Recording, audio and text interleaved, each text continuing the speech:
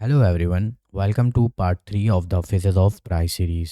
अगर आपने पार्ट 1 जिसमें मैंने कंसोलिडेशन बताया था और पार्ट 2 जिसमें मैंने एक्सपेंशन बताया था वो नहीं देखी, सो आई स्ट्रांगली रिकमेंड कि पहले वो दोनों देखो, स्पेशली द एक्सपेंशन लेसन, क्योंकि जो आज हम कवर करने वाले हैं वो डायरेक्टली उस कॉन्सेप्ट पर बिल्ड करता है। अगर एक्सपेंशन समझ नहीं आई तो रिट्रेसमेंट का लॉजिक ऑब्वियसली कंफ्यूज करेगा, एंड या this video will not make sense to you.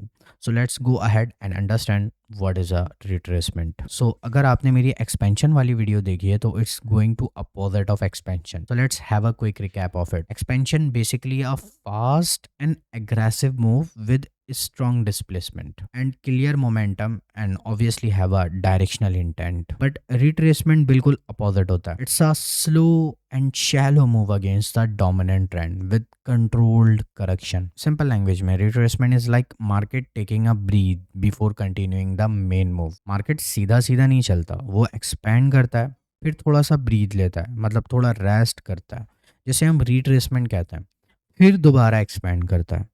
अगर मार्केट हर वक्त सिर्फ ऊपर या सिर्फ नीचे जाता रहता तो ट्रेडिंग दुनिया का सबसे इजीएस्ट काम होता। So let's say market bullish environment में फिर प्राइस एग्रेसिवली एक्सपैंड करता है ऊपर की तरफ, फिर वो स्लो पुल बैक करता है शैलो करेक्शन के फॉर्म में, फिर दोबारा फ्रेश एक्सपेंशन देता है ऊपर की तरफ। यहाँ पे बिगनर्स क्या गलती करते हैं, वो रिट्रेसमेंट को रिवर्सल समझ लेते हैं, but retracement is not reversal. Retracement में सिर्फ लिक्विडिटी रीबैलेंस होती है। देखो, मार्केट हर एक्सपेंशन के बाद ना इनएफिशिएंट हो जाता है, फेयर वैल्यू गैप क्रिएट होता है, इम्बैलेंस क्रिएट होता है, लिक्विडिटी अनटच्ड रहती है। मार्केट नेचुरली उन एरियाज को रीबैलेंस करता है, इसलिए retracement mostly fair value gap, order block, breaker block और किसी भी मेजर पीडी एरे के अंदर जाकर रिएक्ट करती है। ये कोई रैंडम पुल बैक नहीं होता, that is totally engineered. Now how to trade retracement. अब मैं वो प्रोसेस शेयर करूंगा जो मैं पर्सनली फॉलो करता हूँ। The first step is spot the expansion.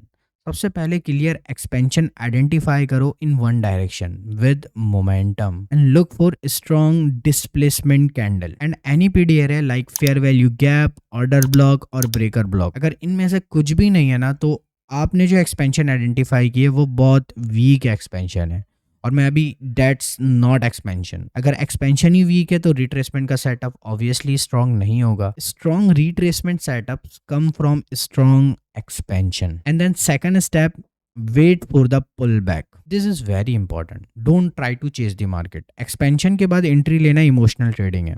Wait for the price to ease back into any PD array like fair value gap, order block, breaker block और premium या discount array। या majority लोग impatient हो जाते हैं। Real traders wait for the right moment. And the third step is look for confirmation. अब जब confirmation का फेज आता है तो यहाँ मैं दो चीज़ें देखता हूँ। द फर्स्ट ऑप्शन CST, मतलब change in state of delivery. ये क्लियर रिएक्शन कैंडल होता है। CSD आपको बताता है कि भाई आपका रिट्रेसमेंट जो है वो डन हो चुका है, अब मार्केट अपनी एक डायरेक्शनल इंटेंट, एक अच्छे मूव की तरफ जाने वाली है, एक्सपेंड करने वाली है। Then option 2, protected swing formation. अगर पीडी एरे के अंदर डाउन क्लोज कैंडल्स का क्लोजर ब्रेक हो जाए या माइक्रो स्ट्रक्चर शिफ्ट मिल जाए आपको, तो वहां मैं कंटिन्यूएशन एंटिसिपेट करता हूँ। यहाँ मेरा लेजर मॉडल एक्टिवेट होता है। लेजर मॉडल बेसिकली एक precision lower time frame expansion based entry model है जो मुझे टाइट स्टॉप और स्ट्रक्चरल क्लैरिटी देता है। इस पूरे मॉडल को हम ब्रेक डाउन करेंगे आने वाले वीडियोस में। For now let's stick with retracement. Then fourth step is entry. Entry कब लेनी है? तो एंट्री लेने के लिए CSD कंफर्मेशन कैंडल पर एंट्री ले सकते हो। जैसे ही आपकी CSD कंफर्म हो जाए, नेक्स्ट कैंडल पर आप एंट्री ले सकते हो, या फिर आप रीट्रेस का वेट करो, CSD पर मार्केट रीट्रेस कर आए, then you can execute it. But आपने एंट्री तो ले ली, स्टॉप कहाँ लगाना है? स्टॉप लॉस लगाने के लिए प्रोटेक्टेड स्विंग के नीचे, या जहां पर भी आपको ऐसा लगे कि यार यहाँ मेरा जो बुलिश का सेटअप है ना वो इनवैलिडेट हो जाएगा, मतलब बेसिकली स्ट्रक्चर इनवैलिडेशन के नीचे, जहां पर भी आपको लगे कि मैं गलत हो सकता हूँ यहाँ पर, अगर मार्केट यहाँ तक आई तो मेरा जो सेटअप है वो गलत होगा, तो वहाँ पर आप अपना स्टॉप लॉस लगा सकते हो। अगर आपको नहीं पता स्टॉप लॉस कैसे प्लेस करते हैं, उस पर मैंने अलग से वीडियो बना रखी है, ऑब्वियसली आप जाकर देख सकते हो। तो रिस्क मैनेजमेंट बहुत ज़्यादा क्रिटिकल है। ट्रेड लेना इजी है, स्ट्रक्चर के साथ लेना स्किल है। Then fifth one is target. देखो टारगेट रैंडम टीपी नहीं होना चाहिए। मैं पर्सनली टारगेट तो 2RR करता हूँ, बट उस डायरेक्शन में लॉजिकल लिक्विडिटी लाजमी अलाइंड होनी चाहिए। समथिंग लाइक फेलियर स्विंग्स आपके होने चाहिए ऊपर। अगर आप हायर टाइम फ्रेम का रिट्रेसमेंट देखो तो वो लोअर टाइम फ्रेम का ऑब्वियसली फेलियर स्विंग आपको वहां पर देखने को मिलेगा। आपको टारगेट करने के लिए आपके पास फेलियर स्विंग या लो रेजिस्टेंस लिक्विडिटी होनी चाहिए, प्रीवियस हाई होना चाहिए, और अगर आप बेयरिश हो तो प्रीवियस लो होना चाहिए, देन इक्वल हाई होना चाहिए, देन अगेन अगर आप बेयरिश हो तो इक्वल लोज होने चाहिए, एंड देन इम्बैलेंसेस होने चाहिए। This is a strong target. Market liquidity के लिए मूव करती है, मार्केट रैंडम मूव नहीं करती। अगर टारगेट लिक्विडिटी अलाइंड है, आरआर आपका ऑटोमेटिकली इंप्रूव हो जाता है। आंख बंद करके 2RR नहीं लेना। मार्केट अगर ऊपर जाएगी तो ऊपर आपके पास कुछ होना चाहिए टारगेट करने के लिए। Failure swing, order block, previous week high, previous week low, previous day high, previous day low, imbalance, anything, but कुछ होना चाहिए। रैंडमली आप नहीं कर सकते टारगेट। अब एक इंपॉर्टेंट सवाल, एक्सपेंशन के बाद रिट्रेसमेंट कहाँ तक जा सकती है? Generally fair value gap are prime location. Expansion ने एक इम्बैलेंस क्रिएट किया, अब मैं एक्सपेक्ट करूंगा रिट्रेसमेंट उस फेयर वैल्यू गैप में लो फॉर्म करे।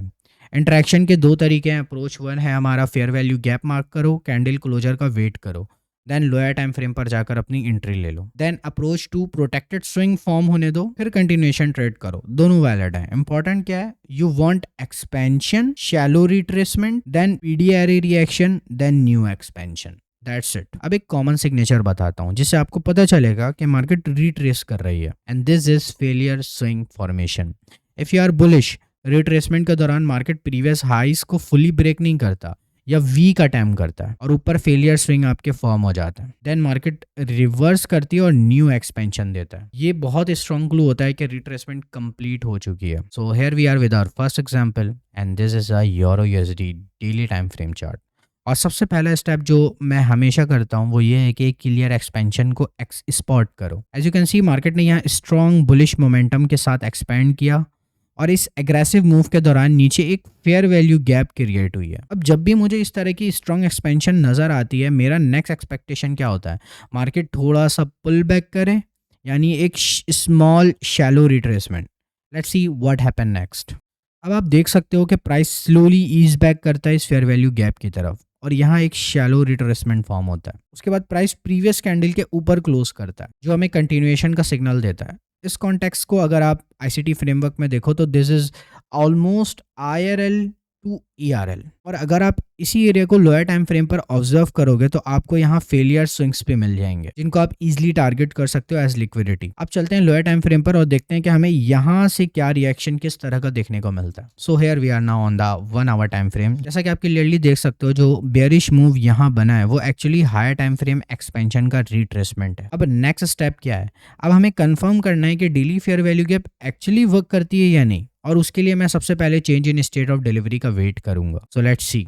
अब आप यहाँ देख सकते हो कि CSD कंफर्म हो चुकी है और उसके बाद एक प्रोटेक्टेड स्विंग भी हमारा फॉर्म हो चुका है। ये प्रोटेक्टेड स्विंग हमारे बुलिश बायस को प्रोटेक्ट करता है जब तक हमारी ड्रॉन लिक्विडिटी हिट नहीं हो जाती। अब यहाँ एक इंटरेस्टिंग चीज नोटिस करो, प्राइस CSD या ऑर्डर ब्लॉक भी आप कह सकते हो, इसको रिट्रेस करता है और उसके बाद एग्रेसिवली हायर एक्सपैंड करता है। एक इंपॉर्टेंट टिप यहाँ समझ लो, अगर फर्स्ट इंपल्सिव मूव में आपको एंट्री ना मिले और मार्केट डायरेक्टली एक्सपेंड कर जाए लेकिन ड्रॉन लिक्विडिटी अभी भी हिट नहीं हुई है तो पैनिक करने की ज़रूरत नहीं है। जब भी प्राइस दोबारा रिट्रेस करे और उसके बाद अपोजिट कैंडल को ब्रेक करे तो आप उस रिट्रेस पर एंट्री ले सकते हो। इस तरह आप कंटिन्यूएशन मूव को स्टिल कैप्चर कर सकते हो even if you miss the first entry. Now let's zoom back out and look at the daily time frame again. अगर आप यहाँ केयरफुली देखो तो प्राइस ने फाइनली डेली टाइम फ्रेम के IRL को टैप किया, देन ERL को मतलब एक्सटर्नल रेंज लिक्विडिटी को टेक कर लिया, यानी जो हायर टाइम फ्रेम का ऑब्जेक्टिव था इस रिट्रेसमेंट के बाद वो हमारा कंप्लीट हो गया। और अगर आप यहाँ phases of price framework apply करो तो स्ट्रक्चर बहुत क्लीन नजर आता है। सबसे पहले हमें स्ट्रॉन्ग एक्सपेंशन मिला अपवर्ड, उसके बाद मार्केट ने थोड़ा सा शैलो मूव के साथ रिट्रेसमेंट फॉर्म किया और फिर रिट्रेसमेंट के बाद मार्केट ने दोबारा फ्रेश एक्सपेंशन दिया जो अल्टीमेटली जाकर डेली ERL को टेक कर लेता है। तो बेसिकली जो सीक्वेंस बना वो ये था, expansion, retracement, then expansion again, और यही फेजेस ऑफ प्राइस का नेचुरल साइकिल है। जब आप मार्केट को इस लेंस से देखना स्टार्ट कर देते हो तो प्राइस एक्शन रैंडम नहीं लगता, आप क्लियरली समझ पाते हो कि मार्केट किस फेज में है और नेक्स्ट एक्सपेक्टेशन क्या हो सकती है। इसी तरह के स्ट्रक्चर्ड अप्रोच से आप हायर प्रोबेबिलिटी ट्रेड्स आइडेंटिफाई कर सकते हो इंस्टेड ऑफ गेसिंग what the market might do next. Now let's move into the second example. यहाँ आप डेली टाइम फ्रेम पर देख सकते हो कि प्राइस ने हायर एक्सपेंड किया, लेकिन इंटरेस्टिंग चीज़ ये है कि मार्केट ने अभी तक किसी मेजर हायर टाइम फ्रेम के ऑब्जेक्टिव को कंप्लीट अचीव नहीं किया। उसके बाद हमें एक कैंडल टू क्लोजर मिलता है बैक इनसाइड द रेंज, मतलब रेंज के अंदर क्लोज कर देती है। अब अगर थोड़ा सा जूम इन करो तो आप नोटिस करोगे कि प्राइस ऑलरेडी 4 दिन तक एक्सपेंड कर चुकी है एक ही डायरेक्शन में। और जब भी मार्केट इतनी स्ट्रॉन्ग डायरेक्शनल मूव करती है, यूजुअली उसके बाद next phase of price form होता है। और इस सिनेरियो में जो नेक्स्ट लॉजिकल फेज है वो है रिट्रेसमेंट, क्योंकि मार्केट ने हायर टाइम फ्रेम का ऑब्जेक्टिव अचीव नहीं किया। तो अब चांस है, क्योंकि हमारे पास यहाँ फेयर वैल्यू गैप बन चुका है, तो अब ज़्यादा चांस है कि मार्केट यहाँ पर रिट्रेस करे। अब अगर आपने मेरी नेक्स्ट डे मॉडल वाली वीडियो देखी है तो आपको पता होगा कि जब प्राइस प्रीवियस डे के हाई के अंदर क्लोज हो जाए बैक इनसाइड द रेंज, उसको स्विप करके, तो जनरली हम एक्सपेक्ट करते हैं कि नेक्स्ट कैंडल बेयरिश फॉर्म होगी। और यहाँ अगर आप ध्यान से देखो तो नीचे एक ओपन फेयर वैल्यू गैप भी मौजूद है जहाँ तक प्राइस इजीली रिट्रेस कर सकती है। तो अगर मार्केट यहाँ से बेयरिश कैंडल फॉर्म करती है तो टेक्निकली ये हायर टाइम फ्रेम का रिट्रेसमेंट होगा, लेकिन जब आप लोअर टाइम फ्रेम पर मूव करोगे तो ये जो हायर टाइम फ्रेम का रिट्रेसमेंट है ना, ये आपका बेयरिश एक्सपेंशन में कन्वर्ट हो जाएगा। तो अब आप बेयरिश एक्सपेंशन आपको कैप्चर करना है, तो बेयरिश एक्सपेंशन कैप्चर करने की अपॉर्चुनिटी आपको लोअर टाइम फ्रेम पे मिलेगी। So let's move on to the lower time frame. यहाँ आप क्लियरली देख सकते हो कि हायर टाइम फ्रेम जो हमारा प्रीवियस डे का हाई था वो लिक्विडिटी हमारी स्विप हो चुकी है, और नीचे जो हायर टाइम फ्रेम का हमारे पास फेयर वैल्यू गैप है वो एज अ ड्रॉन लिक्विडिटी हमारे लिए काम करेगा। अब इस पॉइंट पर मैं क्या वेट करूंगा? मैं वेट करूंगा change in state of delivery का, ताकि मुझे रिवर्सल कंफर्म हो, क्योंकि जब हमें सीएसडी नहीं मिलता तब तक हमें पता नहीं होता कि मार्केट एक्चुअली रिट्रेसमेंट स्टार्ट कर रही है या नहीं कर रही। तो लेट्स सी व्हाट हैपेंस। अब आप यहाँ पर देख सकते हो कि प्राइस ने फाइनली सीएसडी कंफर्म कर दिया है। अब जब सीएसडी कंफर्म हो गई तो हम confidently daily fair value gap को टारगेट कर सकते हैं। और एक इंपॉर्टेंट चीज़ याद रखो, प्राइस फ्रैक्टल होती है, मतलब जो phases of price higher time frame पर अप्लाई होती है वो ही exact same logic lower time frame पर भी अप्लाई होती है। यहाँ आप देख सकते हो कि प्राइस ने एक्सपेंशन के बाद रिट्रेसमेंट की और फिर कंटिन्यूएशन का सेटअप क्रिएट किया। अगर आपको फर्स्ट अपॉर्चुनिटी मिस्ड हो गई हो तो टेंशन लेने की जरूरत नहीं है। जब मार्केट रिट्रेसमेंट के बाद अपोजिंग कैंडल के नीचे क्लोज करे तो आप रिट्रेसमेंट पर अपनी पोजीशन ले सकते हो। तो अब दोबारा हायर टाइम फ्रेम पर चलते हैं और देखते हैं ओवरऑल स्ट्रक्चर हमारा कैसा लगता है। अब अगर आप यहाँ पर ऑब्जर्व करो तो क्लियरली नजर आता है कि मार्केट ने रिट्रेसमेंट दिया और आपने ऑब्वियसली लोअर टाइम फ्रेम पर जाकर उस मूव को कैप्चर भी कर लिया एज एन एक्सपेंशन, क्योंकि सिंपल सा रूल है, हायर टाइम फ्रेम का retracement is equals to lower time frame expansion. और हमने एग्जैक्टली यही किया, हमने लोअर टाइम फ्रेम पर एक्सपेंशन कैप्चर की जो एक्चुअली हायर टाइम फ्रेम का रिट्रेसमेंट था। आप इस स्ट्रक्चर को थोड़ा सा और ऑब्जर्व करो ना तो मार्केट का बिहेवियर आपको क्लियर हो जाता है। मार्केट पहले बुलिश एक्सपेंशन में थी, फिर मार्केट ने रिट्रेसमेंट दिया, और हमें पता है कि मार्केट सीधी लाइन में मूव नहीं करती। यूजुअली जब मार्केट एक्सपेंशन फेज में होती है तो हमें एक रिपीटिंग पैटर्न देखने को मिलता है, expansion, retracement, then expansion again. और ये साइकिल तब तक रिपीट होती है जब तक हमारा हायर टाइम फ्रेम का ऑब्जेक्टिव अचीव ना हो जाए। इस एग्जांपल में रिट्रेसमेंट ऑलरेडी हो चुकी है, इसका मतलब ये है कि अब हम logical next expansion phase expect कर सकते हैं। अब देखते हैं कि फेयर वैल्यू गैप इंटैक्ट रहती है या नहीं, और क्या हमें यहाँ से बुलिश एक्सपेंशन मिलता है। So to confirm this let's move into the lower time frame. यहाँ आप क्लियरली देख सकते हो जैसे ही प्राइस ने हायर टाइम फ्रेम के पीडी एरे को टैप किया, मार्केट कंसोलिडेशन फेज में चली गई, और कंसोलिडेशन भी फेजेस ऑफ प्राइस का एक इंपॉर्टेंट पार्ट है। यहाँ आप देख सकते हो ये कंसोलिडेशन रेंज का लो है और ये कंसोलिडेशन रेंज का हाई है। प्राइस इस रेंज के अंदर मैनिपुलेट करती है, specially daily fair value gap के अंदर। उसके बाद market change in state of delivery हमें कंफर्म करती है, और फिर यहाँ से फ्रेश एक्सपेंशन हमारा स्टार्ट होता है, और इस तरह फेजेस ऑफ प्राइस एक स्ट्रक्चर्ड साइकिल में अनफोल्ड होती रहती हैं। तो होपफुली अब आपको रिट्रेसमेंट का कॉन्सेप्ट क्लियर हो गया होगा। जब मार्केट ट्रेंड में होती है तो यूजुअली रिट्रेसमेंट बहुत शैलो होते हैं, प्राइस एक्शन हमेशा परफेक्टली क्लीन नहीं होता।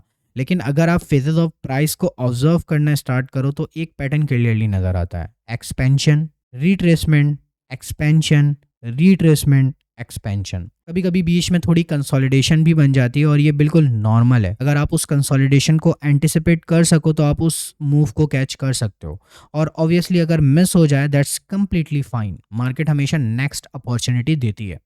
सिंपल सा फ्रेमवर्क याद रखो। अगर मुझे कंसोलिडेशन नज़र आती है तो मैं मैनिपुलेशन एक्सपेक्ट करता हूँ, और अगर मुझे रिट्रेसमेंट नज़र आती है तो मैं प्रोटेक्टेड स्विंग फॉर्मेशन का वेट करता हूँ, जहाँ से मैं कंटिन्यूएशन और एक्सपेंशन ट्रेड कर सकता हूँ। जब आप फेजेस ऑफ प्राइस को समझ लेते हो तो मार्केट रैंडम नहीं लगती। आप इजीली एंटिसिपेट कर सकते हो कि नेक्स्ट फेज क्या हो सकता है और अपॉर्चुनिटीज़ कहाँ मिल सकती हैं। होपफुली आपको ये वीडियो पसंद आई होगी और कुछ वैल्यू भी मिली होगी। नेक्स्ट वीडियो में हम रिवर्सल्स के बारे में बात करेंगे, और उसके बाद एक फाइनल वीडियो होगी जहाँ मैं सब कुछ कंबाइन करूँगा, ये चारों phases, expansion, retracement, consolidation, reversal, ये सब को हम कंबाइन करेंगे पूरे फेजेस ऑफ प्राइस को। लेज़र मॉडल को देखेंगे और रियल चार्ट एग्जांपल के साथ एक्चुअल एंट्रीज कैसे फाइंड करते हैं वो भी कवर करेंगे। For now thank you for watching, take care of your self and I will see you in the next one. Have a great rest of your day.